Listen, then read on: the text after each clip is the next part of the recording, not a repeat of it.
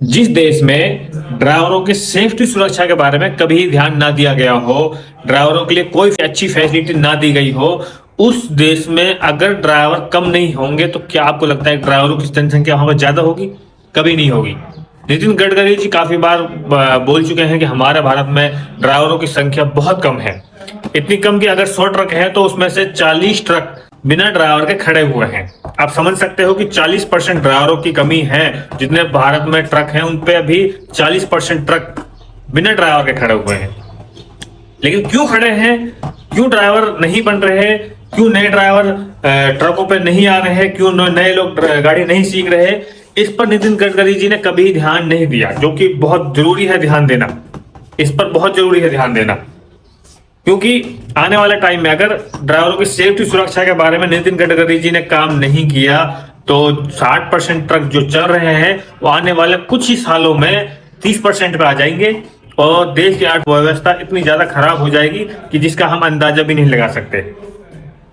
मैं मानता हूं कि ड्राइवर की सेफ्टी सुरक्षा के बारे में अगर सरकार ध्यान दे तो 100% ट्रक में से 90% ट्रक आज भी रोड पर चल सकते हैं, जबकि आज 60% चल रहे हैं। लेकिन अगर ड्राइवरों की सेफ्टी सुरक्षा के बारे में ध्यान दिया जाए, उनकी सैलरी बेस अच्छा की जाए, उनकी कुछ अच्छी अच्छी फैसिलिटी ड्राइवर को दी जाए जो आम नागरिक, आम प्राइवेट नौकरी वालों को, सरकारी वालों को दिया जाता है। जबकि ड्राइवर से ही तो देश की अर्थव्यवस्था चल रही है। ड्राइवर देश की रीढ़ की हड्डी है। ये सब मानते हैं, ड्राइवर देश का आंतरिक सिपाही है, ये सब बोलते हैं, लेकिन मानते नहीं है ये चीज कि ड्राइवर देश का आंतरिक सिपाही है। कोई भी ड्राइवर को कहीं भी रोड पे पीट देता है। अगर ड्राइवर के साथ में कोई भी अनहोनी हो जाती है तो उसको साथ देने वाला कोई नहीं होता है। सरकार इस पर बिल्कुल विशेष ध्यान नहीं देती है। कानून व्यवस्था बहुत ज्यादा खराब है। आरटीओ पुलिस प्रशासन द्वारा ड्राइवरों को बहुत ज्यादा परेशान किया जाता है। ड्राइवरों की अच्छी कोई सैलरी किसी तरह की नहीं है। तो क्यों ड्राइवर नए बनेंगे? बिल्कुल नहीं बनेंगे।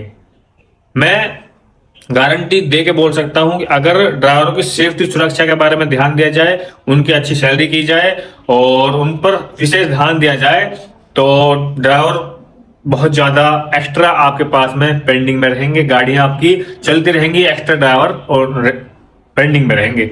लेकिन आज ये हालत है और आने वाले अगर ये हालत रहा, जिस तरह से रोड पर गुंडागर्दी है, पुलिस प्रशासन की, आरटीओ द्वारा अवैध वसूली और आम जनता द्वारा ड्राइवर के साथ मारपीट और बहुत सी लूट मार, अगर ये सब बंद नहीं हुई, इन पर सरकार ने ध्यान नहीं दिया तो आने वाले कुछ ही सालों में, मैं 5 साल हो सकता है कि ज्यादा भी बोल रहा हूं, आने वाले कुछ सालों में देश की अर्थव्यवस्था बहुत ज्यादा खराब होने वाली है।